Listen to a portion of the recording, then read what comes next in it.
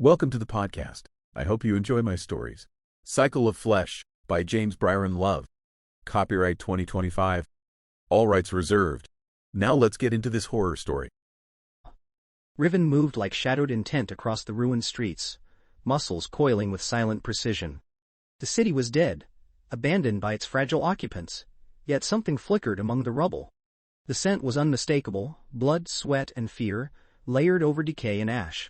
The pack tensed, a ripple passing through Shard and Maw, feral offspring shuffling eagerly at the edges. Every instinct focused on a single signal: prey. The first human emerged cautiously, feet scuffing over broken concrete, backpack bouncing like a metronome of panic. They did not see Riven crouched in the shadows, observing, calculating. The human's pulse was erratic, frantic, but beneath it throbbed something far more interesting. Flesh that could not die. Cells that rebuilt themselves in the wake of destruction. Riven could sense it not intellectually, but with a primal awareness honed by months of hunting, feeding, and learning. Riven signaled without sound. Shard lunged first, teeth slicing the air. The human's scream split the silence, a raw, ear-piercing wail. Maw moved to flank, massive jaws ready to anchor the prey, while feral offspring attempted clumsy bites from the opposite side. The human twisted, jerking backward, adrenaline fueling desperation, but the pack adjusted instinctively, nudging and cornering, every motion perfectly coordinated without a word. Then the first bite. Riven sank teeth into the human's forearm, feeling the warm resistance give way to pliant flesh. The pull of sinew and muscle was familiar, comforting in its brutality. Yet beneath the bite something impossible happened. The flesh knit itself back together, pink and slick, organs reforming as if mocking the terror. The human screamed again, but Riven understood. This cycle was infinite. The prey could not die, could not escape. The pack moved as one, each member fulfilling a role born of instinct and necessity. Shard distracted, dashing unpredictably, teeth snapping, fingers raking. Maw anchored, massive and unyielding. Feral offspring flailed in chaotic attempts, yet even their mistakes served to shape the rhythm. And Riven, leader, conductor of this grotesque symphony, adjusted with subtle gestures, tilting ahead, a careful shift of weight, nudging the prey toward optimal angles for consumption. Hours, or perhaps minutes, passed in a haze of tearing, screaming, and regeneration. The human's body became a canvas of continuous destruction and repair. A torn thigh, knit even as an arm, was shredded. A chest ripped open and reformed, taut and pink. Each cycle honed the pack's coordination, revealing weaknesses in the prey's movements, subtle variations in strategy, and, most importantly, the strange pulsating cadence of the regenerative flesh itself. The first anomaly emerged without warning. The human, writhing mid-cycle, vomited violently, spewing a mixture of acid and partially digested food. The scent stung, sharp and acrid, almost overwhelming. The pack hesitated for a heartbeat, instincts momentarily disrupted. But Riven did not panic. Instead, a new strategy emerged. Shard adjusted angle, Maw shifted pressure, feral offspring lunged with renewed intent. Even in chaos, the pack adapted. The human's body, momentarily altered, healed faster, regenerating tissue in irregular patterns, creating new textures, new opportunities for feeding. The prey resisted differently than expected. Small, precise movements, a twist here, a feint there, were unpredictable, forcing Riven to account for subtleties the pack had never encountered. This was no ordinary human.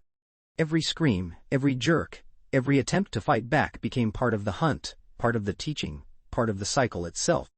Riven's senses tracked each heartbeat, each pulse, each micro-expression of fear. The prey's eyes darted constantly, wide with terror, searching for escape, allies, or salvation. The pack interpreted it as instinct, pattern recognition, a rhythm to be understood and exploited. Feral offspring learned rapidly, following Riven's silent guidance, experimenting with bite angles, pressure, and timing. The cycle became more intricate, more methodical, yet never losing its chaotic unpredictability. Another unforeseen moment arrived. The human seized a shard of broken concrete from the ground, swinging it with desperate, chaotic force. Maw staggered under the blow. Feral offspring scattered briefly. Shard recoiled, and for the first time, Riven felt a flicker of intrigue. This prey could adapt, could strike, could force the pack to adjust in real time. It was dangerous, yes, but delicious. The cycle continued, faster now, more precise. Teeth sank, fingernails raked, sinew tore, flesh healed in a grotesque dance. The human screamed, vomited, twisted, fought and healed. Regeneration became unpredictable, a puzzle the pack solved instinctively, reshaping strategy with each repetition. The prey was learning too, responding to the pack's movements, anticipating patterns, forcing them to constantly innovate. And still, the human did not die. Every organ, every limb, every inch of flesh rebuilt itself instantly. Alpha instincts merged with calculated adaptation.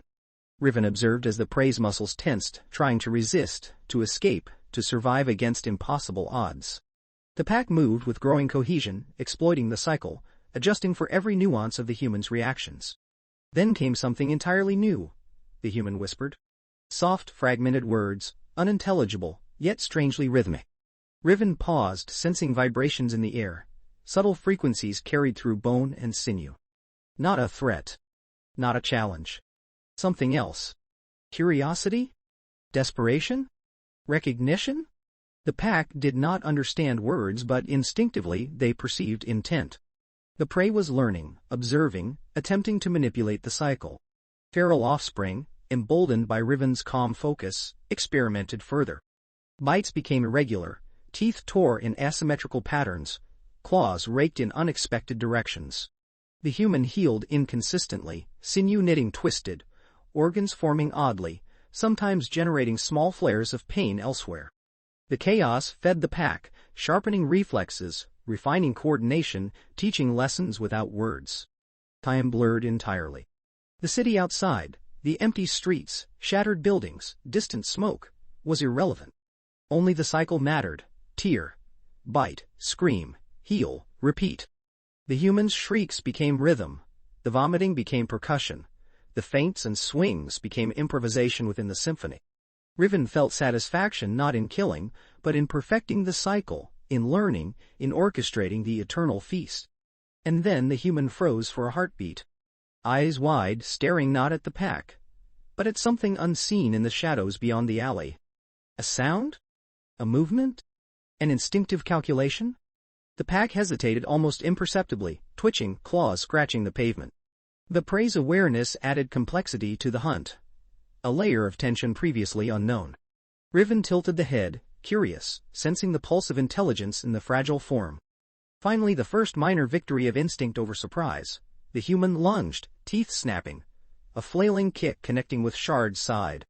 The blow staggered the small zombie, creating a new opening. Riven adjusted, moving with seamless precision, guiding Maw to anchor more efficiently, signaling feral offspring to reposition. The cycle resumed, now deeper, more intricate, more grotesque. Regeneration, feeding, struggle, endless, eternal, beautiful in its horror. The prey could fight, could adapt, could scream, could vomit, could strike, but could not escape. The pack adapted endlessly in response, learning from every action, every reaction, every chaotic moment. And Riven, leader, predator, conductor, understood something fundamental. This was not just feeding. It was evolution. Observation. Study, guide, taught. Entertainment. The prey, fragile and defiant, had become part of the rhythm. The pack had become more than instinct. They were aware in small, perfect increments, responding, adapting, growing. Somewhere in the distance, more humans moved, fragile and ignorant. Riven could smell them, sense the pulse of life they carried, know instinctively that more cycles would begin, more feasts would unfold. And the first prey, trapped in its endless regeneration, would continue to teach, to test, to feed the pack again and again forever. The cycle would continue. Always. The pack moved as one, a single predator threading through the wreckage of the city. Riven led, muscles coiled beneath mottled flesh, eyes scanning for the tiniest irregularity in the wind, the faintest pulse of fear carried across broken streets. Shard skittered ahead, claws clicking over shards of concrete and glass, ears twitching for the subtle sounds of life. Maw followed the leader's flank, immense and steady, a brutal anchor. Feral offspring trailed, chaotic but eager, learning the rhythm, mimicking patterns, adjusting instinctively. They were no longer hunting a single prey. The city was full of them, humans scurrying through abandoned buildings, slipping down alleys, hiding behind cracked walls and shattered cars. Riven could smell their hesitation, their fear, the way their pulse raced just beneath the surface of fragile skin. The regeneration hum was faint here and there, irregular but detectable. Multiple targets meant multiple cycles, multiple lessons. And the pack would adapt to each one. The first group appeared in a broken courtyard. 3 humans moving carefully, whispering to one another, their voices sharp and intrusive in the quiet decay. Riven crouched low, sensing the rhythm of their steps. Each heartbeat was a note, each breath a tremor on the wind. The pack moved silently, spreading out like shadows over the walls, corners, and debris. This was not a chase yet, it was observation, calculation. The humans paused. One lifted a flashlight, sweeping across the courtyard, and Riven felt the thrill of the reaction. The subtle tensing of muscles, the twitch of pupils, the spike of adrenaline. The scent of fear was stronger now, mixed with curiosity and strategy. They thought themselves clever, plotting escape. Riven tilted the head. Cleverness did not matter. Regeneration always balanced the equation. Shard struck first. Fast, precise, a blur of teeth and claws forcing the nearest human to stumble. Ma anchored the group as Riven circled, anticipating patterns, predicting movements, subtly adjusting the angles of attack. Feral offspring lunged unpredictably, tearing at clothing, biting at limbs, learning from each reaction. The humans screamed, shouted, and flailed, but their bodies healed instantly from the first small injuries. The cycle began. One human, the largest, tried to fight back, swinging a piece of metal in desperation. It clanged against Ma's skull, barely making an impression, but the movement created an opening. Riven adjusted, circling, snapping teeth at shoulders and arms in a rhythm perfected over countless cycles. The humans dodged, twisted, screamed, vomited. Every unpredictable reaction was absorbed by the pack, every error, every desperate maneuver, teaching them, honing them. Then came the anomaly. A human, the smallest of the group, froze, eyes wide, and for a moment the pack sensed hesitation, confusion. Instead of screaming, it whispered, a strange vibration in the air that rippled across the pack. Instinct recognized threat and curiosity together. The human seemed to understand the cycle, to attempt manipulation. Riven tilted the head, scenting the pulse beneath the skin. Intelligence, defiance, unpredictability. The humans scattered. One ran left, another right, the smallest ducking behind debris, attempting to hide.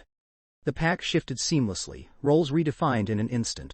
Shard pursued the runner on the left, Ma pressed the center, and feral offspring fanned to corner the smallest. Riven's focus never wavered. Observation and adaptation were as critical as hunger. This was no longer mere feeding, it was learning, strategy, evolution. As they hunted, regeneration revealed its unpredictable nature. A shoulder torn open, healed misaligned, forcing the human to stumble, creating a new opening. A leg mangled in a bite grew twisted, throwing off the human's balance. The cycle became more chaotic, more grotesque, more instructive. The pack absorbed each irregularity, adjusting it instinctively, flowing like liquid around the prey. Suddenly, one human collapsed mid-stride, vomiting acid and partially digested food. The scent was powerful, almost overwhelming, yet no member of the pack hesitated. Instead, they adapted. Shard circled, avoiding the slick Ma repositioned. Feral offspring tested new angles. The human healed almost instantly as if mocking its own fragility, the regenerative pulse accelerating in response to trauma. The rhythm of the hunt had changed, and the pack responded in kind. The smallest human, hidden behind a collapsed wall, tried something different. It whispered again, repeating strange patterns of sound, and Riven felt the vibration in the air like a faint pulse. It was not loud, not threatening, but intentional. It was the first time the pack recognized that prey might attempt to influence the cycle deliberately. Fascinating. Dangerous. Delicious. Shard's movements became less predictable, weaving erratically, teeth snapping in microbursts, claws grazing unexpectedly. Ma shifted with subtle angles, anchoring with uneven pressure to exploit every misstep. Feral offspring experimented with asymmetric bites, teeth tearing at the flesh in ways that created new regenerative responses. Riven observed, adjusted, guided, a conductor orchestrating a living symphony of horror. And then the courtyard collapsed in chaos. The humans, desperate, tried to flee through a partially ruined stairwell. Dust and debris fell from the ceiling. One beam cracked, crashing onto feral offspring. The small zombie stumbled, teeth grazing empty air. For a heartbeat, Riven hesitated, instinctively recalculating. Chaos disrupted the rhythm, but the pack adapted instantly. Shard leapt to intercept the first runner, Maw pressed from behind, and Riven circled overhead, teeth sinking into the largest prey's back mid-fall. The regenerative cycle intensified. Limbs shredded and knit together in seconds. Organs rebuilt as if mocking pain. Screams merged with the crash of stone and debris, vomiting, twisting, flailing, until the courtyard became a maelstrom of movement, sound, and survival. The pack moved like one organism, learning, adjusting, thriving on unpredictability. Riven noticed something remarkable. One human, tiny and defiant, began using objects around it, metal scraps, debris, to try to impede the pack. Slamming, throwing, creating minor diversions. Every failed attempt fed the cycle, creating new lessons, new feeding opportunities. The pack absorbed it all, instinct evolving in real time. Every human act of desperation became part of the rhythm of hunting, feeding, and learning. As the cycle wore on, the pack's coordination became almost fluid. Shard anticipated human reflexes, Maw adjusted to altered angles of attack, feral offspring learned the subtle cues of prey movement. Riven guided the swarm with imperceptible gestures, a tilt of the head, a shift of weight, a flick of a claw. Each moment of chaos was converted into mastery. The human's regenerative resilience became both challenge and fascination. Finally, the last human, exhausted, collapsed into a heap. Not dead. Not free. Regeneration continued, twitching, knitting, growing in a grotesque loop. Riven circled slowly, tasting the air, sensing the pulses, watching the interplay of fear, adaptation, and renewal. The pack had learned something new today. Prey could adapt, manipulate, resist, and yet remain bound in the eternal cycle. This was no longer mere feeding. It was evolution, training, education, and entertainment intertwined. The city outside remained empty, silent, unaware of the horrors unfolding within its broken walls. But Riven could smell more humans beyond the streets, scattered, frightened, waiting to enter the cycle. The swarm would find them. The pack would teach them. And the endless feast would continue growing, evolving, perfecting itself in the relentless rhythm of bite, scream, heal, repeat. And somewhere in the back of Riven's awareness, a single truth resonated, primal and undeniable. The cycle would never end. Not while the humans remained fragile, not while the pack remained hungry, not while regeneration mocked mortality itself. Eternal. Su. Perfect. Horrifying. The next wave would come. And Riven would be ready. The ruins stretched farther than the pack had anticipated, broken streets and hollowed buildings forming a labyrinth of death and decay. Riven moved like shadowed intent through the alleys, senses attuned to the faintest tremor of flesh, the minutest scent of panic. Shard flitted ahead, claws scraping against jagged concrete, while Maw's massive frame followed in perfect rhythm.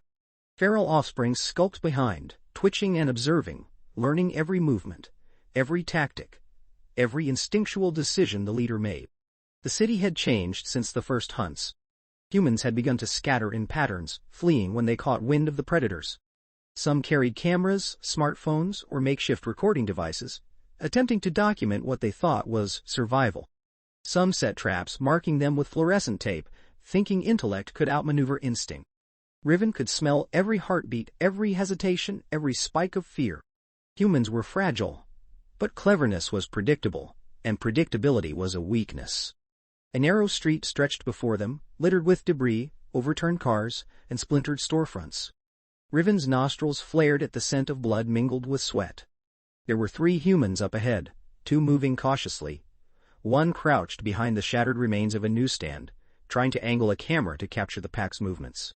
Their breaths were shallow, their heartbeats irregular, a rhythm Riven could feel vibrating through the ground, pulsing through the cracked asphalt. Shard darted forward, teeth glinting in the dim light, claws tearing at rusted metal as it moved. The humans panicked at the sudden movement, shrieking as adrenaline spiked. Maw followed, anchoring the path, jaws snapping around a leg and sending a shock of terror through the prey. Feral offspring lunged haphazardly, tearing at sleeves, hair, and arms, learning from both success and failure. Riven remained calm, circling, observing, orchestrating the hunt with micro-adjustments. A tilt of the head here, a subtle shift in weight there. The first bite ripped through the air. Riven sank teeth deep into the first human's shoulder, hearing the squelch of muscle tearing, the faint snap of tendon. The scream that followed was a high-pitched, piercing shriek, pure terror carried through lungs and throat. The human twisted violently, but the bite held. The shoulder shredded and rebuilt in seconds, knitting itself together in grotesque, almost deliberate precision. Riven felt the pulse of regeneration, subtle vibrations beneath the flesh. The prey's body moved like a machine, adapting instinctively to the feeding, yet never escaping, never overcoming the rhythm of the pack.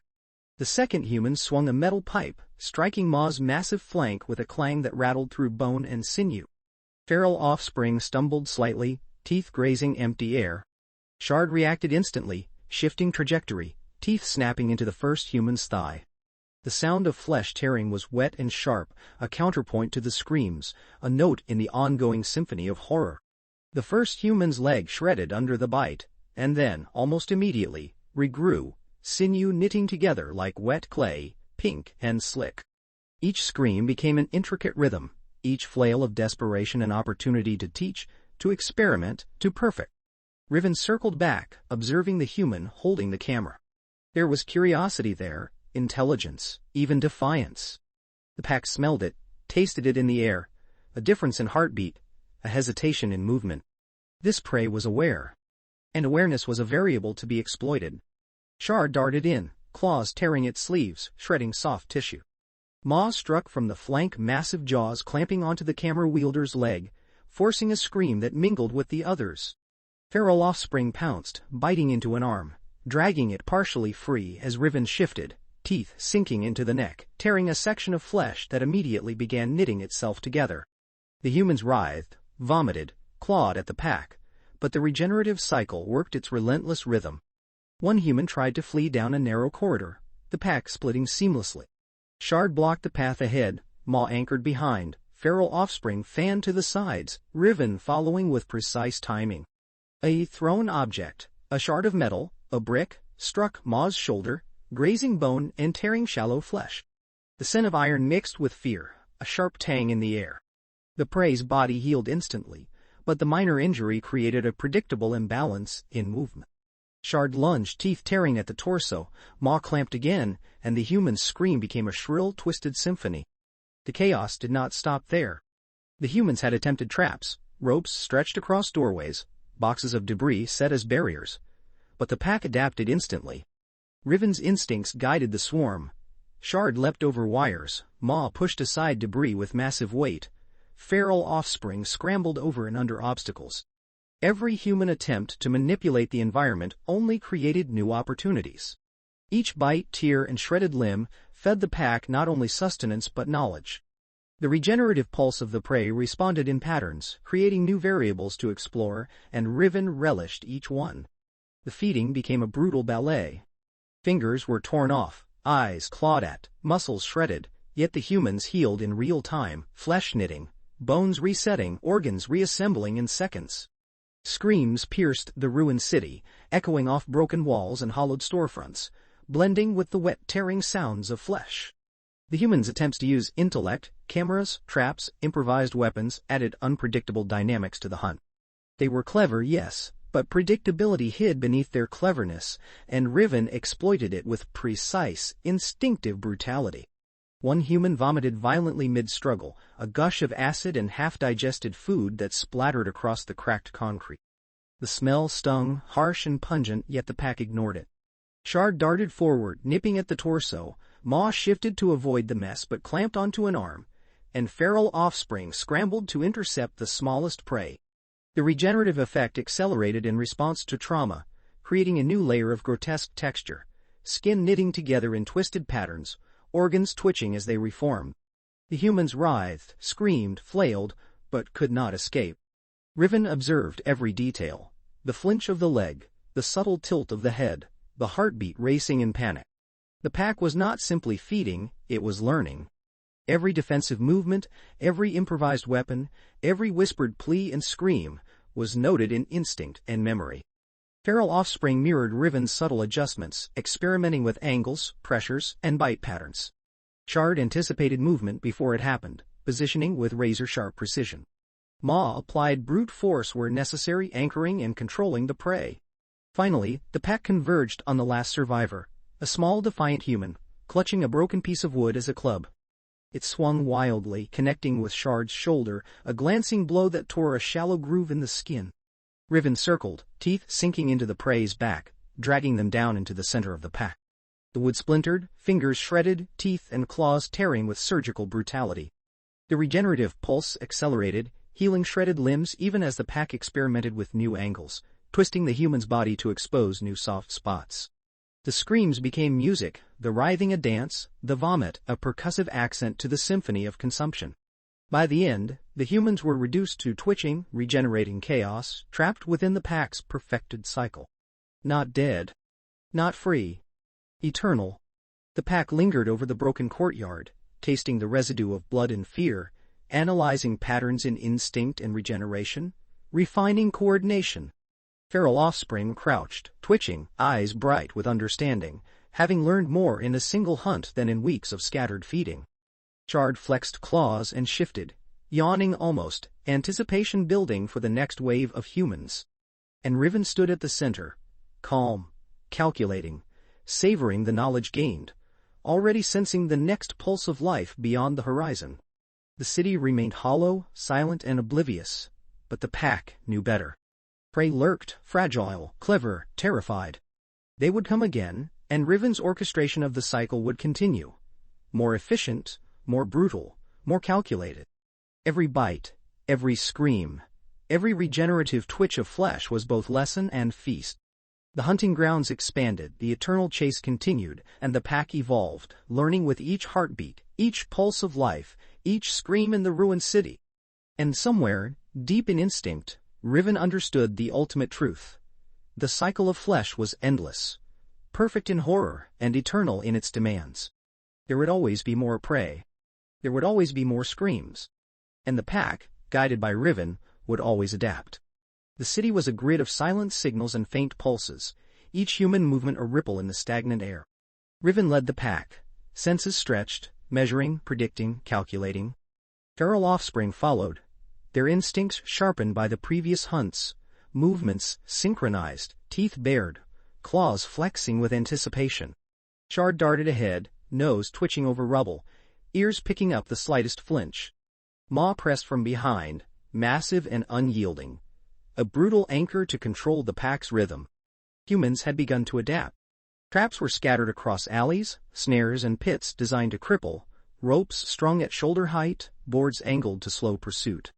Riven detected every subtle disruption.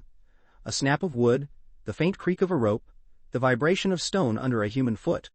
The pack adjusted instantly, splitting and reforming, a fluid organism responding to every variable. This was no longer just feeding. It was education, evolution, strategy, and terror, all at once. The first human appeared at the edge of the square, carrying what they clearly believed was a weapon, a rusted metal pipe. But more importantly, they were attempting to control space. They aimed, lunged, and swung. Riven observed the micropatterns: hesitation in the swing, misalignment, overcompensation, imbalance. The pack moved as one. Shard snapped at the wrist holding the pipe, Maw clamped the legs, feral offspring tore at the torso. The humans screamed, a high, ear-splitting cry that echoed across abandoned streets. Limbs tore, muscle shredded, blood gushed. But the regenerative cycle was already weaving its grotesque magic, knitting torn sinew, reforming organs in a blink. Another human triggered a pit trap, collapsing partially into the rubble.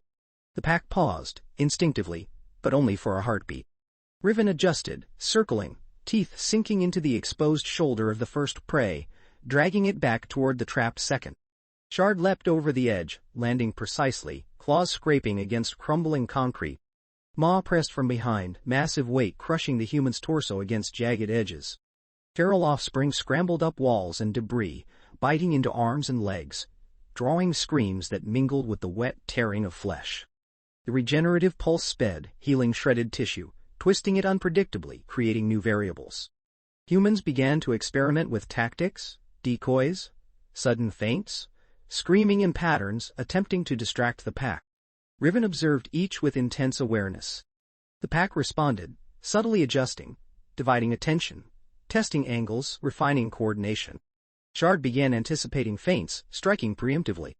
Ma applied variable pressure, forcing the regenerative flesh to twitch and bulge under controlled strain. Feral offspring experimented with asymmetric bites, tearing limbs at irregular angles, ensuring maximum disorientation and chaos while still maintaining control. One human attempted to record the events, waving a small camera as if documentation could influence fate. Riven tilted the head. Intelligence was irrelevant to escape, but it was entertaining, stimulating, and informative. Shard snapped at the device, the camera shattered, shards embedding in the prey's skin, causing sharp pain that created micro-openings for bites. Ma tore at an arm, feral offspring lunged into the chest. Flesh rebuilt even as it tore, the human twisting, vomiting, gagging, writhing in endless loops. The pack learned from every response, adapting instinctively, refining techniques. Then came an unexpected development. A human froze, eyes wide, whispering incoherent words. Riven felt the vibrations in the air, subtle, rhythmic, deliberate. Not threatening. Not useful. But meaningful. The pack paused instinctively, analyzing, learning, noting the patterns. The human was attempting manipulation, trying to influence the rhythm of the hunt. Riven's instincts flickered with interest. It was rare, almost exciting, prey attempting strategy, unaware that every action fed the pack's intelligence. The regenerative cycle became a tool. Riven guided the pack to exploit it. Shard bit at the same limb repeatedly, forcing tissue to knit imperfectly. Ma tore, twisted, anchored, shaping the prey's recovery. Feral offspring experimented with angles of approach, adjusting pressure and force, learning to manipulate the cycle without allowing escape. The human's reactions became increasingly erratic. Each scream, vomit, or flail a new variable to master. The pack evolved in response, instincts growing sharper, more coordinated, almost sentient in their effectiveness. A human attempted to flee, sprinting down a narrow alley, but Riven anticipated the trajectory. Shard cut ahead, snapping at legs. Ma pressed from behind, jaws clamping around shoulders. Feral offspring fanned out along the sides, tearing clothing, biting, pinning Gaichi. The prey twisted, vomiting violently, skin tearing under teeth, limbs regrowing in seconds, flesh knitting together in twisted patterns. Each scream was a note, each flail a rhythm in the evolving symphony of hunting and learning. The pack began differentiating between prey. Some humans were clever, defiant, strategic, worth prolonged cycles, repeated testing, teaching. Others were frail, panicked, instinctively predictable, devoured quickly, regenerated quickly, but used as pure reinforcement of the rhythm. The subtle hierarchy emerged without words. Riven recognized patterns in behavior, assigning roles almost unconsciously. Shard mirrored the nuanced movements, Ma adapted strength and pressure, feral offspring experimented more boldly. Every hunt was a lesson in control, chaos, and refinement. Suddenly a trap detonated, a jury-rigged device of metal scraps and fire. The heat licked at feral offspring, smoke stung the eyes, and one small zombie staggered under the blast. Riven adjusted instinctively. Shard leapt to intercept prey before they could capitalize on the chaos. Ma twisted, crushing a human into rubble. Feral offspring adapted to avoid flames while maintaining attacks. The human's attempts to exploit traps only fed the pack's learning. Each human tactic became a teaching moment, their intelligence inadvertently sharpening the zombies' coordination. The feeding grew increasingly grotesque.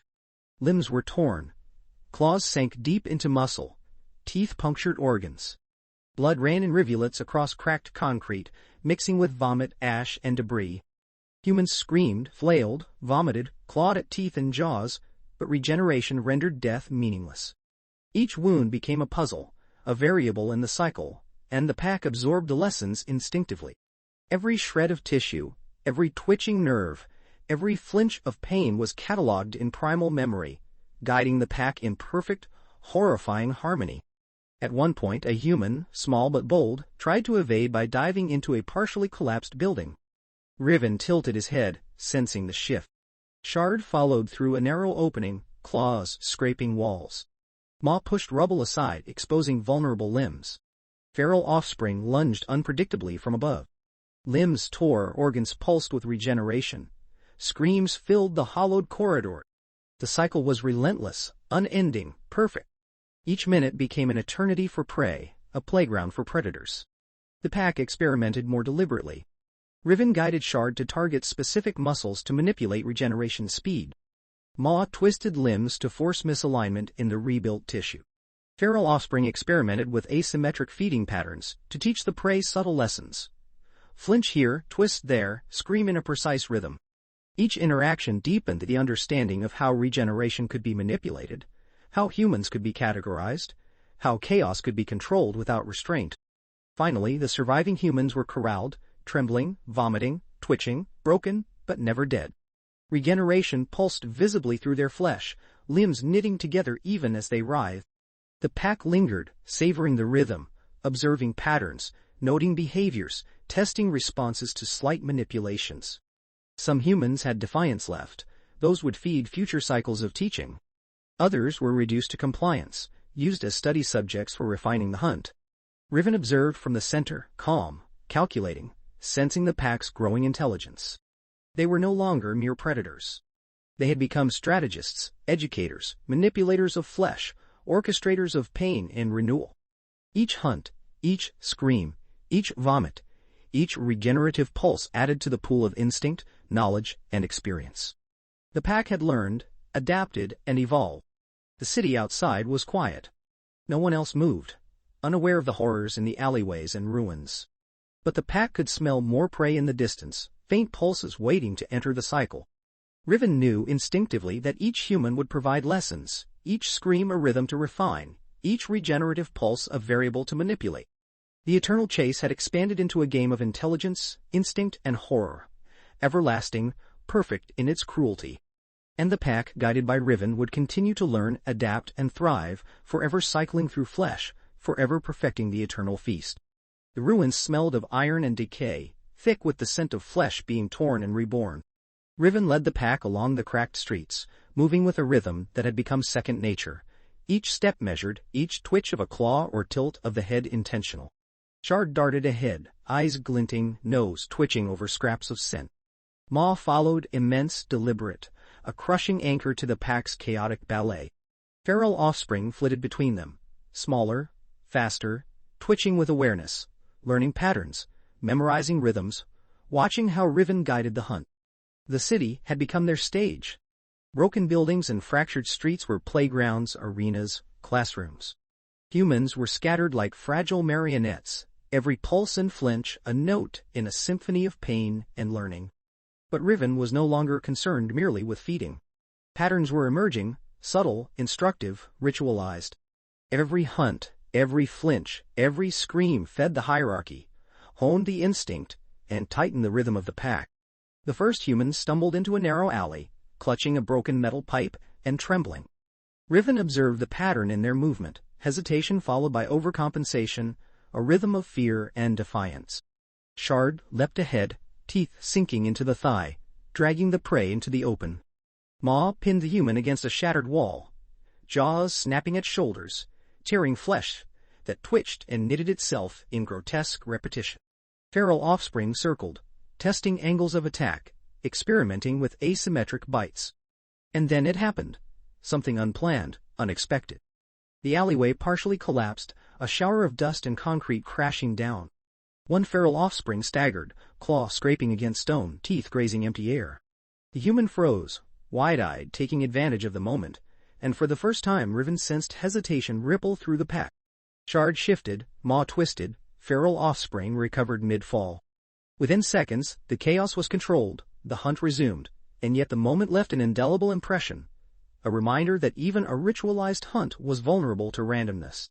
Riven's focus shifted to a smaller, trembling human pinned beneath debris. The pack had learned to manipulate regeneration, forcing flesh to knit imperfectly, organs to pulse grotesquely. The human's leg had been twisted in a previous feeding. Now, Riven guided Shard to bite along the thigh again, teeth sinking deep, tearing muscle that grew back misaligned. The human screamed, vomited, clawed at teeth, yet could not escape. Maw pressed against the torso, twisting the spine slightly, testing regenerative limits. Feral offspring bit at shoulders and arms, pulling, shredding, experimenting. The prey's body healed in chaotic, unpredictable patterns, limbs knitting wrong, organs bulging, skin puckering grotesquely. Rituals formed naturally. Riven circled, snapping at prey that resisted, repositioning others to control the rhythm. Shard and feral offspring mirrored movements instinctively, biting, twisting, repositioning, dragging, cornering. The humans became more than prey. They were data, patterns, experiments. Each scream, each twitch, each vomit was logged in primal memory, creating mental maps, feeding templates for future hunts. Eternal victims were no longer just food. They were livestock, essential to the ecosystem of horror. A sudden shriek split the air. A human who had been hiding in the rubble pulled out a camera, trying to record the feeding. It was Mara. Riven sensed the spike of intelligence immediately. Not survival instinct, not panic, curiosity. Obsession. A variable previously untested. The pack paused instinctively, analyzing the pattern, noting behavior. Mara did not flee, she observed. This was dangerous and fascinating. The pack adjusted, circling her with unpredictable patterns. Shards struck and retreated in rapid succession, nipping at limbs without fully committing, teasing the boundary of fear. Maw pressed from behind, anchoring subtly, not killing but creating tension. Feral offspring flitted, experimenting with angles of attack that maximized terror without giving her opportunity to escape. Unexpected chaos erupted. A collapsed wall shifted mid-step, dust and bricks cascading down on the pack. One feral offspring was partially buried, claws scraping desperately, teeth snapping in blind rage. Mara screamed, camera smashing to the ground as she staggered back. Shard leapt, twisting in mid-air, sinking teeth into the smallest exposed portion of flesh. Maw pressed against her torso as debris fell, grinding bone and cloth into a chaotic tableau. The humans around her, other prey trapped in the eternal cycle, moaned and screamed, their regenerated limbs contorting, twitching grotesquely. The ritual had become theater, grotesque and unplanned, and yet Riven's mind absorbed every detail, adjusting the hunt instinctively. Rituals continued. Riven guided the pack to corner humans systematically, teaching the feral offspring subtle lessons. Bite here, twist there, pull drag, test regenerative limits. Humans flailed, vomited, vomit mixing with blood and dust in sickly clouds, but every misstep, every squeal, every twitch reinforced the pattern, feeding the pack's hierarchy and instinct. The most resilient humans, those who fought back, defied or observed like Marar, were catalogued mentally, earmarked for prolonged cycles, lessons in patience, terror, and adaptation. Others, weaker, predictable, or panicked, were devoured faster, but still regenerated, still fed the rhythmic cycle. A sudden unexpected event. One human stumbled backward into a pit of broken glass. Limbs shredded instantly, veins punctured, skin flayed to pulp. The regenerative pulse accelerated, flesh knitting in jagged, chaotic patterns. Shard leapt forward to tear at the torso as Maw twisted the spine, testing limits, controlling chaos. Feral offspring experimented with asymmetrical bites, pulling and twisting limbs to manipulate tissue as it reformed. The scream was horrific, metallic, tearing through dust and brick, echoing like a twisted drumbeat in the ruined square. Riven felt the subtle shift in rhythm, noting every variable, reinforcing the hierarchy of control. By now, the pack had developed subtle communication. Posture, tilt of the head, flex of claws, snap of jaws. They were teaching, experimenting, observing, responding to chaos. The eternal victims became living templates, their bodies a laboratory for instinct, strategy, and horror. Limbs regrew twisted, skin puckered in odd shapes, organs reformed with slight irregularities. The humans writhed, vomited, screamed, clawed, yet were trapped in endless cycles, part of a horrifying ecosystem orchestrated by the pack. Mara attempted another intervention, throwing rubble, slamming a metal beam, attempting to distract, confuse, or injure. Riven detected it all, sensing the spike of adrenaline, the pattern of obsession. Shard lunged unpredictably, nipping at hair and clothing, then retreating, teasing the human mind. Maw twisted the torso, forcing regeneration to create subtle misalignments. Feral offspring flitted, experimenting with angles, teeth sinking in unexpected places. Each action was a lesson in chaos management, an exercise in adapting ritual to unexpected behavior. Finally, the feeding concluded, for now. Humans were cornered, screaming, vomit-streaked, regenerating in grotesque cycles of agony and rebirth. Eternal victims moaned, twitching, already catalogued mentally by the pack for future cycles. Mara crouched, terrified, fascinated, obsessing, her eyes wide as the pack loomed, circling, snapping, testing, Teaching. The ritual had become complete yet dynamic. A structured chaos that adapted to every unexpected variable. Riven observed from the center, calm, calculating. Patterns were catalogued, instincts refined, hierarchies reinforced. The pack had learned to manipulate regeneration, respond to human obsession, and exploit chaos without losing control. The eternal chase was no longer just survival. It was ritual, hierarchy, education, and terror. The city lay quiet beyond the immediate chaos, but the pack smelled more prey, more pulses, more potential lessons. Each scream, each twitch, each regenerative pulse was a thread in the intricate web of horror. The ritual would continue, evolving, teaching, perfecting the rhythm of the eternal feast. And Riven understood with primal clarity. The cycle would never end. The humans were bound, the pack was refined, and the rituals of feeding, observing, and manipulating flesh would continue, unpredictable, grotesque, and eternal. The city skeleton groaned under the weight of decay, its streets littered with debris, glass, and the twisted remnants of prior hunts. The air was thick with the metallic scent of blood, mingled with ash, dust, and the low hum of regenerative pulses. Riven moved at the head of the pack, every step precise, calculating. Shard darted like a jagged shadow across broken asphalt, nose twitching over scent trails, ears tilting to the slightest variation. Maw lumbered behind, massive, a constant pressure that controlled the rhythm of the hunt. Feral offspring flitted in and out, observing, experimenting, testing the limits of chaos and regeneration. Something was different today. Subtle at first, a twitch in the air, a faint rhythm in human movement, a spike in adrenaline that rolled like a pulse through the streets. The humans had begun to adapt. Mara's presence was no longer passive. She carried knowledge, curiosity, obsession. She wasn't hiding this time. She was watching, testing, interfering. Each decision she made was a puzzle for the pack to solve, a variable to exploit. The first human stumbled into a partially collapsed storefront. Terrified, trembling. Riven tilted his head, noting the irregular pattern in their movement. The pack reacted instantly, a synchronized blur of claws, teeth, and snapping jaws. Shard struck first, sinking teeth into a shoulder, pulling and twisting. Maw pressed against the torso, forcing the spine to twist unnaturally, organs pulsing grotesquely as the regenerative cycle attempted to heal what had been violently torn. Feral offspring experimented with asymmetric bites, pulling at limbs in ways that encouraged misaligned regeneration. Suddenly, Mara's interference escalated. She dropped a metal beam from above, aimed to crush a trapped human and disrupt the pack. The beam swung with a loud screech, narrowly missing Maw, smashing into rubble that buried two feral offspring partially under dust and debris. Riven's attention flicked to the chaos, instincts flaring. Shard lunged, clawing and snapping, extracting the trapped offspring.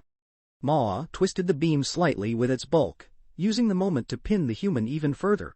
The smaller humans screamed, vomited, and twisted in synchronized horror, flesh knitting grotesquely, limbs bulging and misaligning, twitching with unnatural rhythm. This was the mutation phase. Feral offspring had begun experimenting instinctively, bites that altered the regenerative pattern in completely unexpected ways. One human's arm regenerated as a grotesque double limb. The second forearm fused partially to the torso, muscles twitching erratically. Another's face contorted mid-heel, jaw misaligning, eyes crossing and blinking asynchronously. The pack observed these mutations, cataloging them, testing responses. Chaos was no longer a threat, it was a tool. Mara advanced, moving deliberately, almost daring the pack to react. She grabbed a broken pipe and swung at Shard, whose reflexes were sharpened from countless hunts. Shard twisted mid-air, evading, snapping at Mara's wrist, drawing blood. The scream of pain. Her pain, foreign, intelligent, was a deliciously complex new variable. Maw pressed from behind, claws scraping concrete as it twisted a human torso further, forcing regenerative tissue to bulge in unpredictable ways. Feral offspring circled, tugging and biting, experimenting with angles, forcing asymmetric regeneration in arms and legs, inverting joints, creating grotesque deformities with each pull and twist. Then came the truly unexpected. A human attempted to flee through a side alley, only to stumble upon a trapped neighbor, previously unconscious, half buried under rubble. The feral offspring pounced instinctively, teeth sinking into both humans at once, limbs tangling, skin tearing, sinew snapping. Regeneration pulsed chaotically, misalignments compounding, one arm fused to another human's leg, organs reknitting across bodies in horrific contortions. Mara screamed, stumbled back, trying to process the spectacle, her obsession now feeding into the pack's calculation. Riven's mind pulsed with primal clarity. Every mutation, every misalignment, every new scream was data. Feral offspring learned mirrored movements, tested regenerative patterns, perfected their understanding of the chaos they were creating. Shard experimented with bite angles on Mara herself, testing limits of her response. Fear, curiosity, flinching, defiance, each a note in the symphony of hunting and learning. Unexpectedly, the air trembled with a new variable. A small explosion from a trapped gas line ignited, flames licking at the edges of the alley. The humans panicked violently, some thrashing into debris, others vomiting or clawing at regenerated flesh. Feral offspring reacted instantly, leaping over flames, claws scraping against brick, teeth tearing. Shard twisted, sinking deep into a shoulder, tugging and twisting, forcing regenerating tissue to knit imperfectly. Maw pressed with calculated pressure, twisting spines, forcing limbs to align wrong, organs to bulge, skin to pucker grotesquely. Mara tried to act, throwing herself between prey and pack, swinging rubble and debris in frantic arcs. One offspring lunged, biting into her forearm, pulling, twisting, tugging. Shard snapped at her legs, forcing her to stumble backward over twisted human limbs. Maw pressed a knee into her torso, not enough to kill, just enough to enforce chaos, to make the pulse of regeneration writhe unpredictably. The humans around her screamed, vomited, limbs bulging, regenerating wild patterns, forearms fused to torsos, ribs overlapping with organs that pulsed visibly beneath torn flesh. Feral offspring had begun experimenting at random with bites and tearing patterns, introducing new mutations without guidance. A human's leg regenerated with a secondary knee joint, protruding at a grotesque angle. Another's hand grew with additional fingers, fused together mid-heel, twitching independently.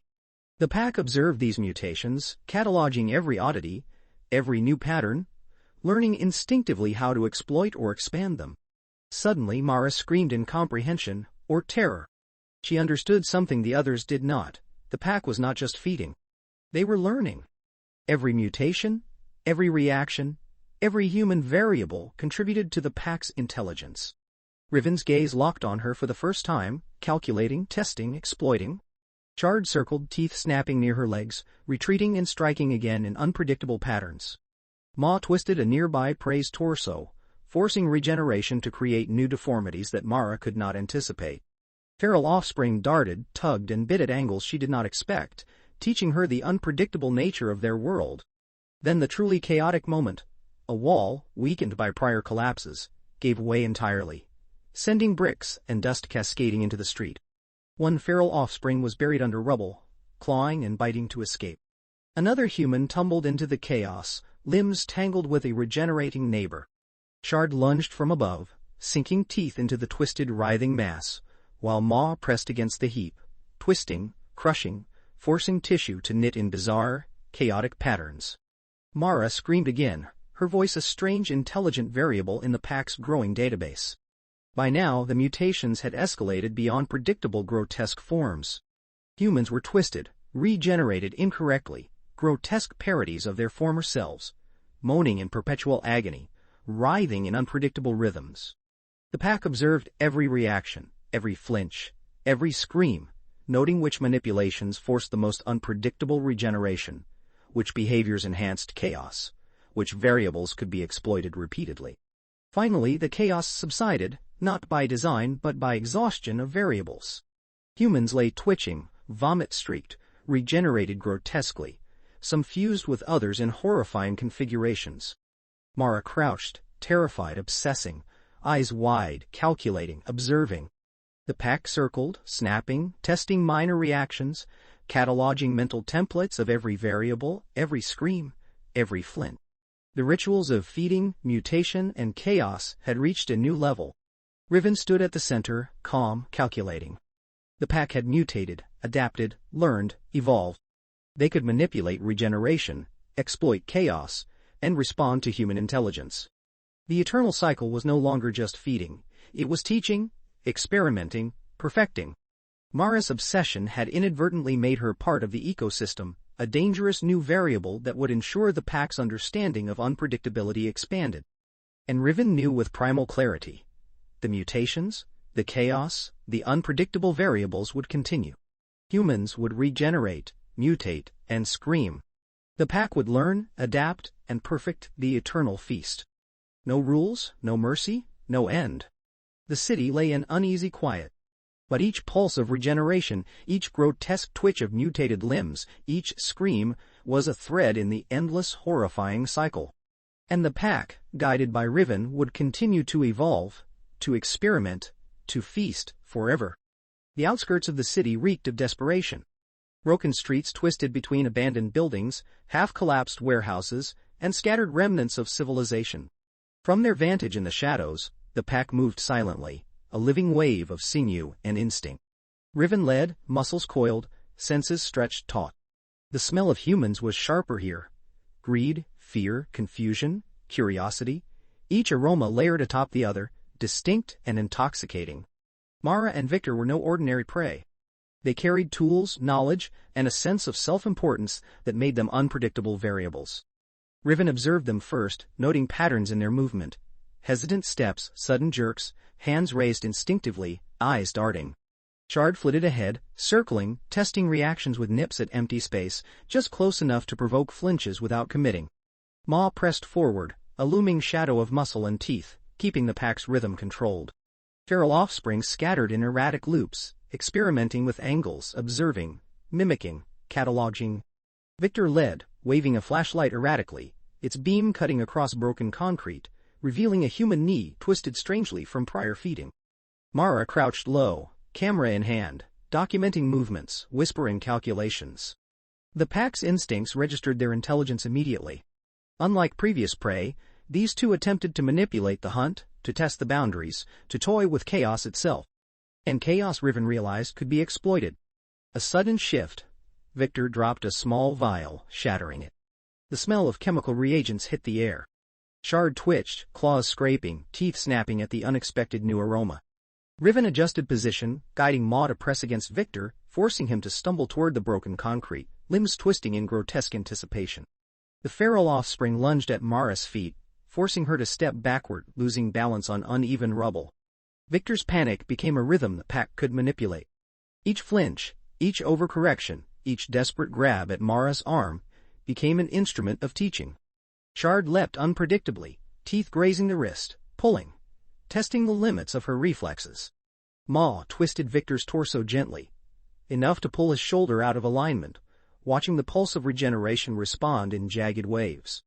Feral offspring experimented on a human twisted limb, pulling and chewing at angles designed to force a symmetrical healing. Mara's camera shattered on the ground during a sudden twist. She lunged to grab it, exposing a forearm and hand. Shard pounced, teeth sinking deep, pulling in a jerking rhythm that forced the flesh to bulge, tear, and knit in jagged patterns. Maw pressed down, twisting subtly, bones moving wrong, organs pulsing visibly beneath newly reformed skin. Victor screamed, stumbling over debris, tripping into a puddle of regrown gore from previous victims. The regenerative cycle, forced into chaos, became more grotesque with every interaction. The pack communicated silently, head tilts, subtle shifts, a snap of a jaw. Chaos became ritual. The humans' intelligence, their attempts at strategy, created opportunities for the pack to experiment, to teach, to reinforce hierarchy. Mara tried to shove a feral offspring away, but it twisted around her, teeth grazing ribs, forcing her to stumble backward.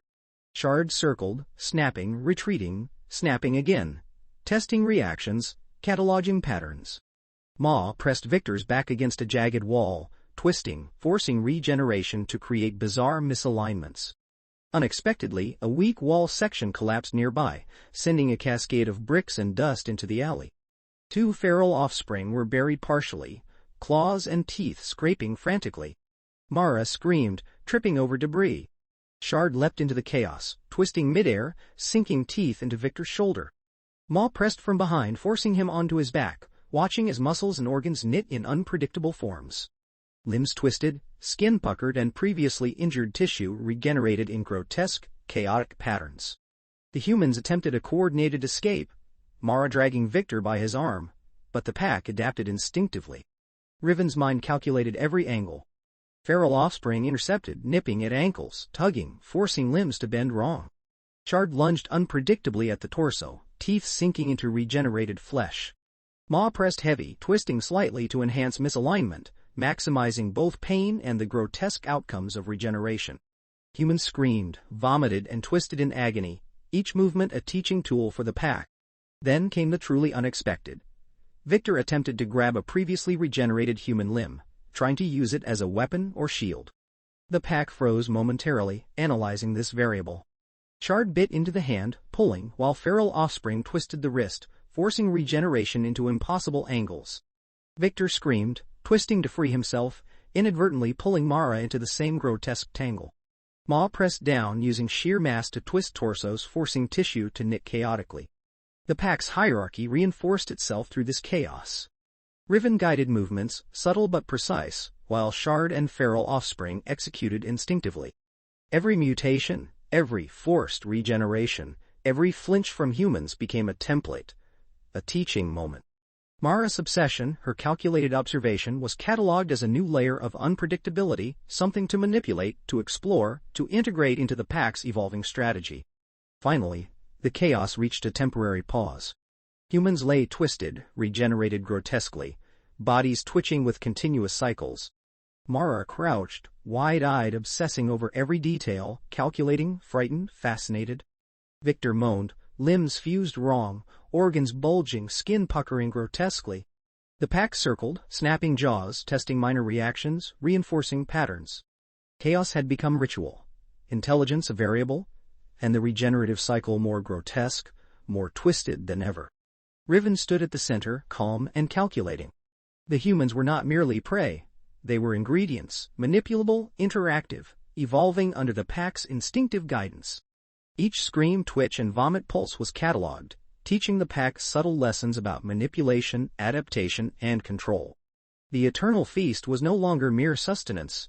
It was a laboratory, a game, a grotesque art form perfected through chaos and observation. The city beyond the alley lay quiet, but the sense of more humans, greedy, fearful, confused, drifted faintly on the wind. The pack would continue, evolving, experimenting, and manipulating the regenerative cycle with increasing complexity, using intelligence and chaos alike. And in the center of it all, Riven observed, orchestrated, and catalogued, the heartbeat of the cycle, the eternal feast, the cycle of flesh. The streets beyond the alleyways had become a maze of terror and decay, a canvas for the pack's evolving ritual. Riven led, each step deliberate, sensing every shift in scent, every vibration in broken concrete. The feral offspring scuttled along walls and over debris, twitching with awareness, eyes tracking every human pulse.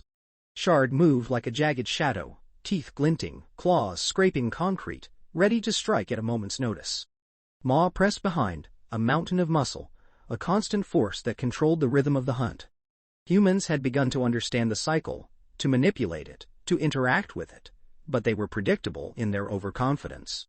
Mara and Victor had brought tools, chemicals, and a faint spark of intellect that the pack now studied as both threat and entertainment. The regenerative cycle had evolved under the pack's guidance, and now Riven sought to push it further, to manipulate humans into becoming ingredients for each other, turning fear and desperation into grotesque innovation. The first human encountered was a scavenger, trembling, carrying a small satchel of scavenged supplies. Riven tilted his head, noting the twitch of panic in their movements, the uneven rhythm of breathing. Feral offspring darted forward, teeth grazing the calf, pulling and releasing. Shard snapped at a shoulder, tugging and twisting to test the limits of regeneration. Maw pressed against the torso, forcing misaligned tissue to knit grotesquely. The human screamed, vomited, limbs twitching in chaotic asymmetrical ways, already partially reformed from prior cycles. Riven's mind shifted, directing the pack to manipulate the human's interactions with another nearby prey. The scavenger's regenerated arm was forced against the chest of a previously captured human, blending tissue in unnatural ways. Shard lunged repeatedly, teeth sinking into both, pulling and twisting in calculated rhythms. Feral offspring experimented on a leg, biting at joints, forcing the regenerative cycle to create secondary knees, fused fingers, twisted ribs. The humans writhed in unending cycles of agony and renewal, screams echoing across fractured streets. Then Mara appeared, dragging Victor behind her, attempting to intervene, to manipulate outcomes. Shard lunged at her, testing reflexes, teeth sinking into forearm and retreating, then striking again unpredictably. Ma pressed Victor's torso into the rubble, twisting subtly, forcing organs to realign incorrectly, limbs knitting into grotesque, chaotic forms. The human's own regenerated limbs now became instruments of further torment. Their bodies were turned against each other, forced into unnatural positions, feeding the pack's hierarchy and experimentation. A sudden collapse, a weakened wall buckling, sent a cloud of dust and brick cascading down. 2 feral offspring were buried momentarily, claws scraping frantically, teeth snapping blindly. Mara screamed, stumbling, trying to reposition, unaware that Riven had anticipated her moves. Shard twisted mid-air, sinking teeth into a twisted human torso, pulling, manipulating tissue to bulge and misalign. Ma pressed down on another human, twisting subtly, forcing regeneration to continue its grotesque evolution. Limbs twisted, skin puckered, and organs bulged irregularly as the humans writhed in infinite cycles. Victor attempted to grab a previously regenerated limb to defend himself. The pack froze for a split second, analyzing the variable. Shard bit the limb, pulling and twisting while feral offspring experimented on joints and organs, forcing regeneration to create impossible deformity. Victor's scream intertwined with Mara's cries, feeding the pack with patterns of intelligence, curiosity, and panic to study and exploit. The pack then introduced a new layer of cruelty, forcing humans to interact with each other as ingredients in the cycle. One regenerated arm was pressed against another's chest, a twisted leg forced into the abdomen of a separate victim. The regenerative pulses spread, knitting grotesque new forms, bulging tissue, misaligned limbs, twisted organs. The humans screamed and vomited, but their attempts to resist created further variables to teach the feral offspring, strengthening hierarchy and pattern recognition. Unexpected chaos erupted. A burst of toxic gas from a broken canister ignited with a spark, flames licking across the alley. Humans panicked violently, staggering, claws scratching walls, limbs twisting. Feral offspring reacted instantly, leaping over flames, teeth sinking, pulling, manipulating. Shard lunged mid-air at Victor, sinking teeth into shoulders and dragging across the torso. Ma pressed from behind, twisting spines, forcing regeneration to knit organs and flesh in unpredictable grotesque formations. Mara screamed, dropping to her knees, scrambling backward across broken debris, exposed to gnashing teeth, and pulsing regenerated flesh. Every action of humans became an experimental variable. Attempts to fight, flee, or manipulate the pack were catalogued in primal memory. Shard's lunges, Ma's twisting pressure, feral offspring's experimental bites created an evolving symphony of grotesque mutation. Limbs fused, fingers doubled, organs shifted mid-pulse, and previously healed tissue tore anew under controlled force, then reknit into nightmarish shapes. Each human became both a participant and a lesson in the chaos-driven ritual of the pack. Mara's intelligence and obsession elevated her as the most dangerous variable. She tried to push regenerated humans against each other to create chaos for the pack. But Riven anticipated, guiding Shard and Ma to manipulate outcomes, turning her plan against her. Twisted limbs, fused torsos, bulging organs created a tableau of horror and grotesque innovation. Feral offspring experimented with bite angles on Mara's arms and legs, pulling, twisting, forcing regenerative errors in unpredictable ways. Then another unpredictable moment. Victor, in desperation, tripped and fell onto a pile of already regenerated humans, inadvertently causing limbs to entangle in grotesque ways. Shard leapt, sinking teeth into the mass of flesh. Feral offspring followed, tugging and twisting. Ma pressed from above. Limbs twisted into impossible positions, organs realigned incorrectly, skin puckered grotesquely. Mara screamed, clawing at the pile, trying to extract Victor only to be caught in the mass of regenerated, writhing flesh. The pack's ritual became fully symbiotic with the chaos. Humans were ingredients, their regenerative pulses feeding a grotesque cycle of horror. Limbs became instruments, organs tools, and screams a rhythm to perfect hierarchy. Feral offspring learned rapidly, observing Riven's subtle instructions and experimenting independently, creating new mutations, refining strategies, cataloging patterns. The pack had achieved a grotesque harmony of manipulation, chaos, and ritualized feeding. Finally, Exhaustion overtook the immediate chaos. Humans were sprawled, regenerated grotesquely, fused in unnatural positions, moaning, twitching, vomiting. Mara crouched, wide-eyed, obsessing, her intelligence catalogued as a dangerous variable. Victor groaned, twisted, organs bulging through misaligned skin. The pack circled, snapping, nudging, twisting minor limbs, reinforcing the grotesque lessons. The regenerative cycle had evolved, no longer mere feeding, but a ritual of exploitation, teaching, and grotesque symbiosis. Riven observed, calm, calculating. Each scream, twitch, and vomit pulse was data. The humans were no longer just prey, they were ingredients in an evolving eternal feast. The pack had perfected manipulation, chaos, and regenerative horror, and the cycle would continue indefinitely. The city beyond lay quiet, but the pulse of grotesque life and mutation would ripple through it endlessly. The city had become a feeding ground unlike any before. Cracked streets, overturned cars, shattered buildings, and collapsed bridges formed an intricate maze of opportunity, chaos, and endless prey.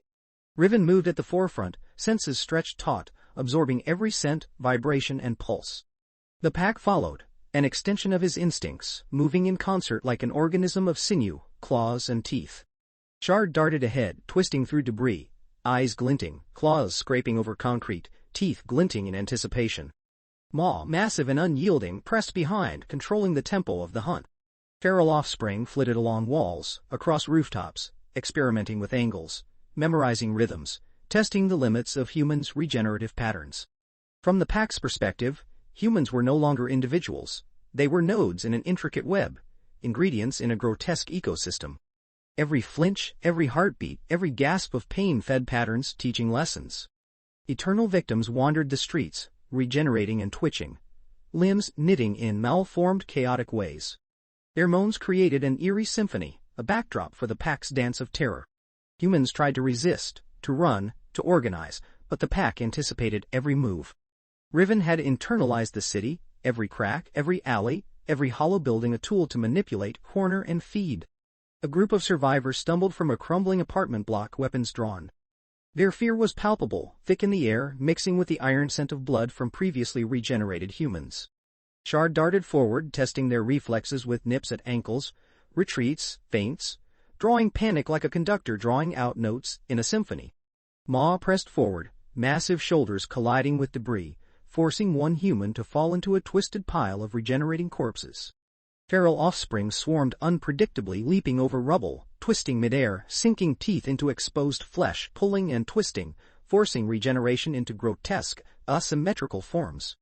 The humans tried to organize a barricade, slamming doors and debris together. But the pack's coordination was perfect, unspoken communication in posture, head tilt, flex of claws. Shard and feral offspring exploited gaps, slipping between cracks, gnashing at limbs, pulling at clothing and exposed flesh. Maw used sheer weight to collapse partially intact walls onto fleeing humans, forcing rapid regenerative pulses that twisted flesh and contorted organs into horrific new alignments. Every scream, every flinch, every vomit-laden gasp was a lesson, catalogued, integrated, and manipulated by the pack's collective instincts. Riven shifted attention to an eternal victim, a human trapped for cycles upon cycles, limbs twisted from repeated feeding. He guided Shard to bite in a novel pattern, pulling at shoulder and neck, while feral offspring experimented on lower limbs, twisting knees backward and forcing regrowth in malformed angles. The human screams pierced the ruins, metallic and raw, echoing against fractured walls. Regeneration pulsed, organs realigning, tissue bulging in grotesque, chaotic forms. The pack observed as though in awe. This was not feeding. This was evolution, experimentation, ritualized horror. A sudden collapse of a building sent a cascade of debris across a street. Humans panicked, running into streets lined with the twisted, regenerating victims of previous cycles. Shard twisted mid-air, sinking teeth into the neck of one fleeing human, jerking and twisting to force regenerative misalignments. Maw pressed down on another, shifting weight to tear at regenerating flesh, forcing organs into malformed orientations. Feral offspring flitted across rooftops, leaping down unpredictably, teeth sinking into exposed limbs, pulling and twisting in synchronized chaos. Humans tried a desperate counterattack, a Molotov cocktail rolled into the street. Flames erupted, licking over broken concrete and twitching bodies. Smoke choked the air. Panic rippled outward. But the pack adapted instantly. Shard leapt over flames, sinking teeth into a flailing arm. Ma pressed down on Victor, twisting torso, forcing regeneration in grotesque, misaligned pulses. Feral offspring pulled at limbs, dragging humans into alleys, into collapsed buildings, into tight spaces where regeneration contorted flesh in impossible ways. Flames licked at arms and legs, yet regenerative pulses healed, twisted and deformed simultaneously. The chaos became ritualized, a citywide symphony of agony and renewal. Riven observed Mara moving through the chaos with her obsessive curiosity intact. She tried to record, to study, to manipulate variables, dragging Victor through the madness. The pack responded to her intelligence differently. They experimented, teased, and forced her to witness the eternal cycle firsthand. Shard nipped at exposed forearms, retreating, twisting unpredictably. Ma pressed Victor into a twisted pile of regenerated humans, forcing organs and limbs into grotesque alignment. Feral offspring tested angles, experimenting with bites, pulling flesh, forcing regeneration in chaotic permutations. Every move Mara made was studied, exploited, and integrated into the pack's evolving hierarchy. Suddenly, from the chaos of a collapsed street, an unexpected variable emerged. A human had found a partially intact elevator shaft, and attempted to jump, using the open shaft as escape. The pack reacted instantly. Shard lunged mid-leap, teeth sinking into an arm, dragging the human back into the chaos. Ma pressed from behind, twisting torso, forcing regenerative misalignments as the human's scream echoed down the shaft. Feral offspring flitted unpredictably, pulling at legs, arms, and torso.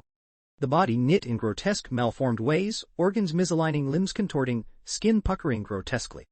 Every movement, every scream, every twist fed the pack's instinctual memory, creating templates for future chaos. The city's ecosystem had become fully alive. Buildings, streets, humans, regenerated victims, the pack, all interconnected in an evolving, grotesque organism. Eternal victims moved in semi-patterned chaos, their regenerative cycles feeding the rhythm, providing constant stimuli for the pack. Mara and Victor's attempts at resistance, observation, and manipulation became additional variables in the ecosystem, teaching the pack new ways to manipulate humans' regenerative responses. At one point, a partially regenerated victim collapsed onto another, limbs entangling in grotesque new ways. Shard seized the opportunity, sinking teeth into the back, twisting flesh as feral offspring tugged at legs, forcing regeneration into unpredictable misalignments. Ma pressed down, weight driving twisted torsos together. Mara screamed as she tried to intervene, arms flailing, only to be nudged into another pile of regenerating humans. Her attempts at resistance were catalogued, studied, exploited, and turned against her. The pack's coordination evolved. Riven moved like the city itself, anticipating variables, adjusting instinctively. Shard and feral offspring became extensions of his will, responding instantaneously to Mara's movements, to humans' panic, to debris collapses, to fires erupting unpredictably. Ma provided constant pressure, a grounding force, ensuring chaos never devolved into inefficiency. Every bite, pull, twist, and press forced regeneration into grotesque, malformed patterns that reinforced hierarchy, taught the feral offspring, and refined instinct. By the time the sun dipped behind the shattered skyline, the city had become an endless labyrinth of regenerating horror. Limbs fused, organs shifted, skin puckered, and screams echoed endlessly. Mara crouched among them, wide-eyed, horrified, obsessively observing.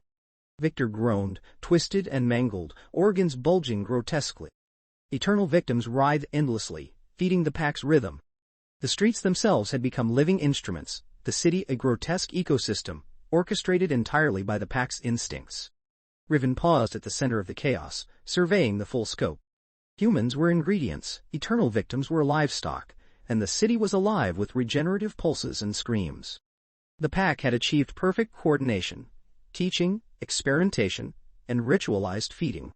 Chaos had become order, horror had become ritual, and the regenerative cycle had evolved into a grotesque symphony of manipulation, observation, and eternal consumption. From his perspective, the cycle would never end. The city itself would continue to feed, mutate, regenerate, and teach. Every human scream, every twitch, every grotesque regenerative misalignment was a pulse in the living heartbeat of the pack's ecosystem. Riven understood fully. They were no longer merely predators. They were the architects of an eternal feast, a city transformed into a grotesque organism of flesh, chaos, and endless renewal. The city throbbed with life, or unlife, a grotesque heartbeat of regenerative pulses and perpetual screams. Riven led the pack through streets littered with corpses half-healed, bodies fused in unnatural ways, organs bulging through skin that had knitted wrong. Eternal victims moaned, twitched, vomited, and screamed in endless rhythm, feeding patterns, teaching lessons, refining instinct. Mara moved cautiously among them, eyes wide, documenting, studying, absorbing every detail, unaware that she was now a variable the pack would exploit as much as any human ingredient. Riven's senses were attuned to everything: the trembling of human limbs, the pulse of adrenaline, the subtle variations in regenerative patterns, the scent of fear mixed with the copper tang of blood. Shard flitted ahead, teeth glinting, claws scraping concrete, striking limbs here, pulling flesh there, teaching feral offspring the art of chaos. Maw pressed from behind, a mountain of muscle, twisting torsos, crushing spines, forcing regeneration to take grotesque, malformed paths. Feral offspring darted unpredictably, experimenting with bite angles, pulling, twisting, and testing regenerative thresholds. The first humans encountered were a small group of survivors holed up in a fractured skyscraper.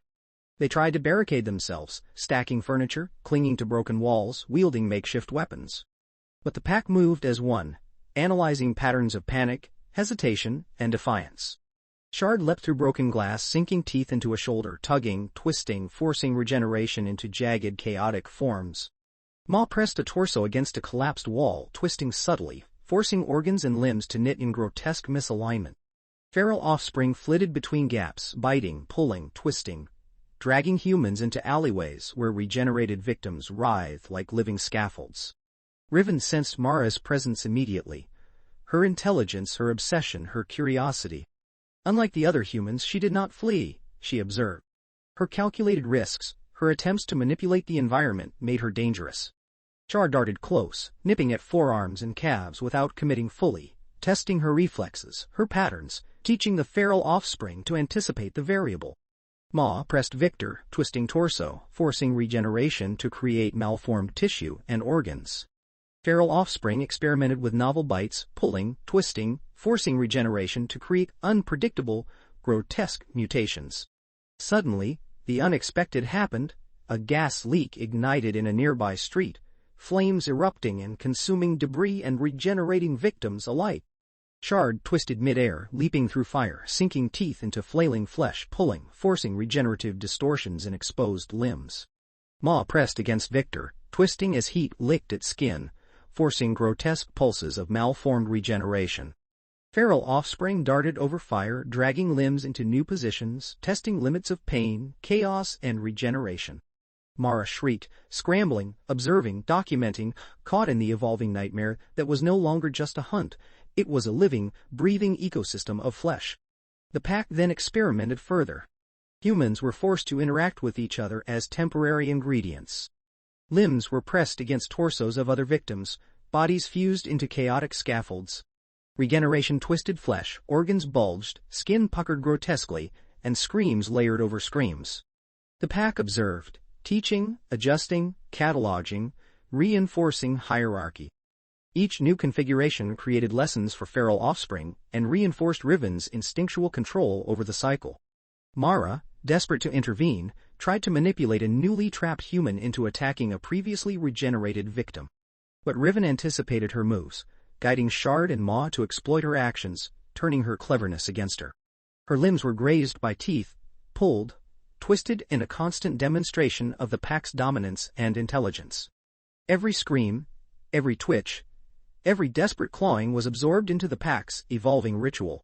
Then another variable: a survivor attempted to hide in the wreckage of a partially collapsed bridge. Shard lunged mid-leap, teeth sinking into an arm, dragging the human down into the chaos. Maw pressed from behind, twisting torso, forcing regeneration into malformed asymmetrical pulses. Feral offspring darted unpredictably, experimenting with angles, pulling at limbs, forcing organs and flesh to knit into grotesque, chaotic formations.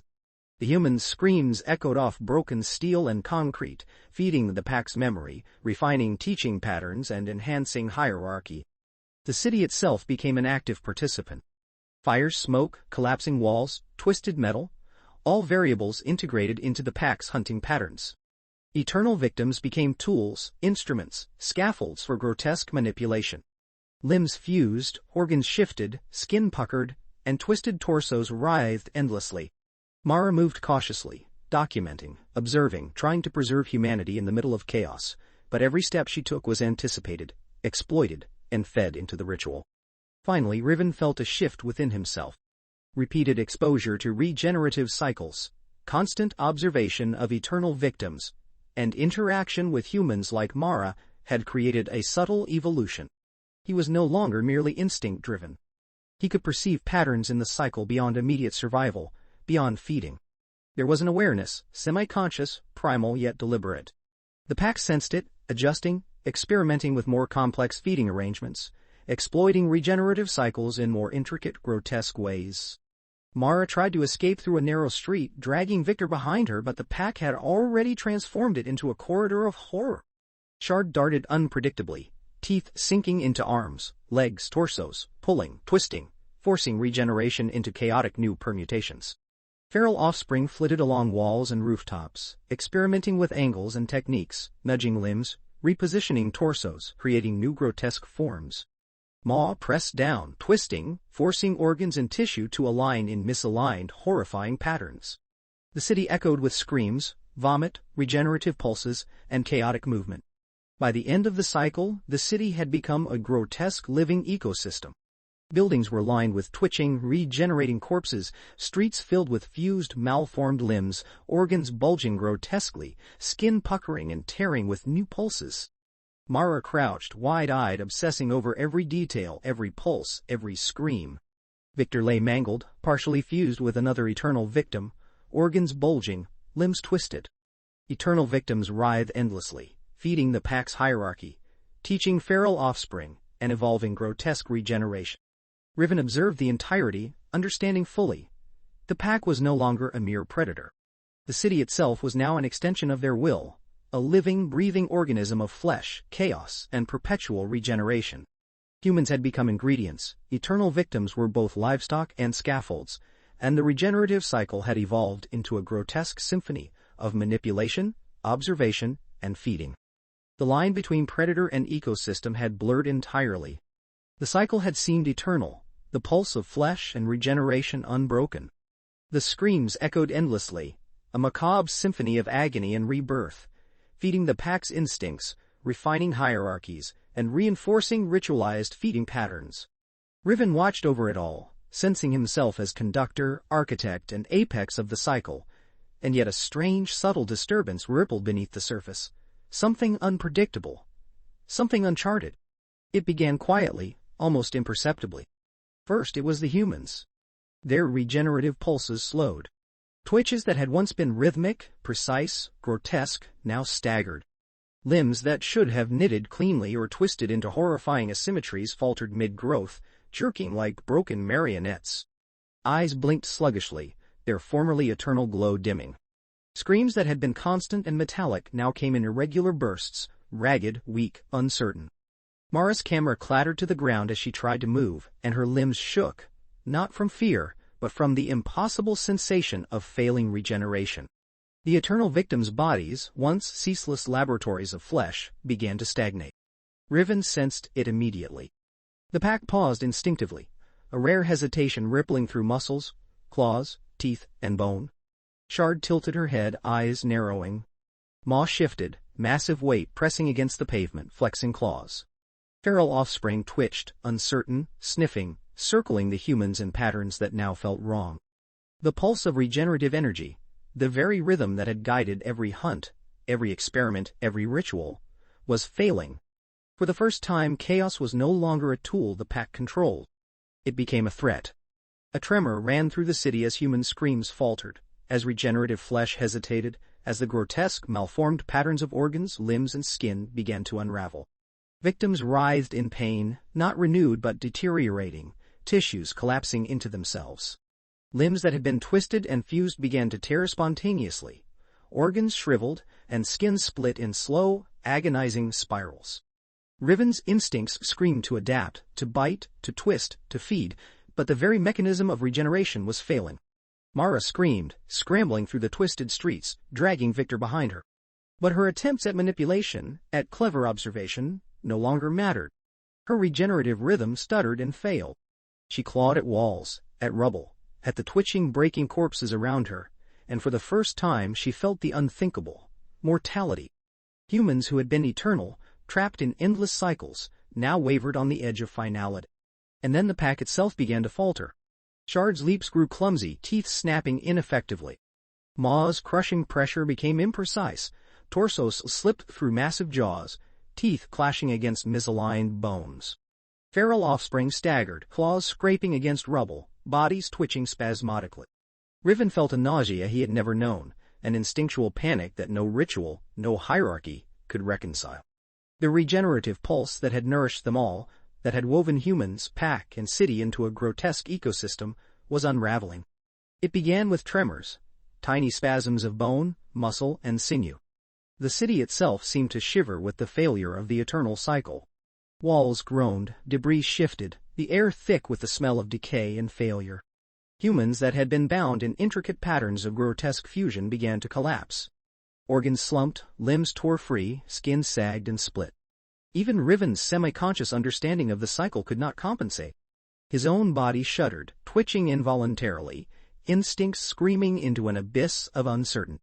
Shard gave a high-pitched wail, a sound unlike any scream she had ever made, a note of panic, terror, and confusion. Maw lurched forward and collapsed onto a pile of regenerating victims, twitching, convulsing, unable to control limbs that no longer obeyed instinct. Feral offspring scattered, twisting, jerking, eyes darting in blind horror as the once perfect hierarchy dissolved into chaos. The pack's coordination faltered, leaving holes, gaps, mistakes. Predators who could no longer predict the actions of their prey or their own kin. Mara watched, horror rooting her to the spot as the city dissolved into an unimaginable tableau. Victims ceased regenerating entirely, their bodies becoming grotesque mounds of shattered tissue, fused and broken, twitching in final, imperfect spasms. Entire buildings were lined with inert forms, limbs mangled beyond recognition. Blood clotted in unnatural patterns, dark and sticky, mingling with debris, dust, and shattered brick. The air was thick with a silence that felt wrong, heavy, pressing, a pause in the symphony of eternal screams. Riven moved through the chaos, instinct screaming for control, for feeding, for ritual. But there was nothing left to control. The humans, the eternal victims, the city, the ritualized patterns, all collapsed into decay. The pack's instinctual rhythm unraveled. Teeth snapped against air, hands tore at rubble, yet no satisfaction followed. A strange emptiness filled the void once occupied by screams and regeneration, a void that even Riven felt pressing into his consciousness. Then Mara did the unthinkable. She approached the pack, dragging herself across broken limbs and debris, trembling, eyes wide with comprehension. She reached out, not to strike, not to flee, not to manipulate, but to touch the twitching form of Shard. Her fingers brushed against the rotting skin and muscle, and something almost impossible happened. A flicker of recognition passed through Riven, a semi-conscious understanding that the cycle itself had failed, and that nothing, not bite, not claw, not ritual, could restore it. For the first time, the predators felt the absence of prey, the absence of cycle. Riven froze, watching Shard collapse entirely, Maw twitch into stillness, feral offspring convulsing and collapsing one after another. The city, once alive with regenerative horror, screams and ritual, fell silent, a corpse beneath the sky. Mara's breathing echoed above the twitching, failing forms around her. Human and zombie alike were suspended in the aftermath of a cycle broken, the eternal feast extinguished. And then, unexpectedly, the city itself seemed to mourn, or perhaps simply release the tension of centuries of grotesque evolution. Streets cracked, walls sagged, debris shifted without force, and the smell of stagnant blood and burned flesh was replaced with a sudden, uncanny stillness. Mara staggered, absorbing the scale of failure. The predators were gone, the eternal victims no longer regenerated. and the city had become a silent monument to chaos, horror, and the fragility of the so-called eternal cycle. In the end, no predator remained. No ritual, no feeding, no hierarchy persisted. Humans, once eternal, were mortal again, broken, mutilated, alive, but fragile. Mara wept, stepping over the twitching remains of Victor and the feral offspring, her mind reeling with comprehension. The cycle had been perfect, grotesque, eternal, but now it had failed utterly. Riven's consciousness flickered one last time, a pulse of instinctual awareness, before collapsing entirely. The city lay quiet. No screams, no regenerative pulses, no feeding, only silence. The grotesque ecosystem that had seemed eternal had unraveled, leaving ruin, horror, and mortality in its wake. The unexpected truth hung over Mara. Nothing lasts forever, not even cycles of eternal flesh, and the universe. Thanks for listening. Like, subscribe, comment or review and tell your friends if you liked it. All my books are available from Amazon and other book retailers. Buy an ebook and show your support.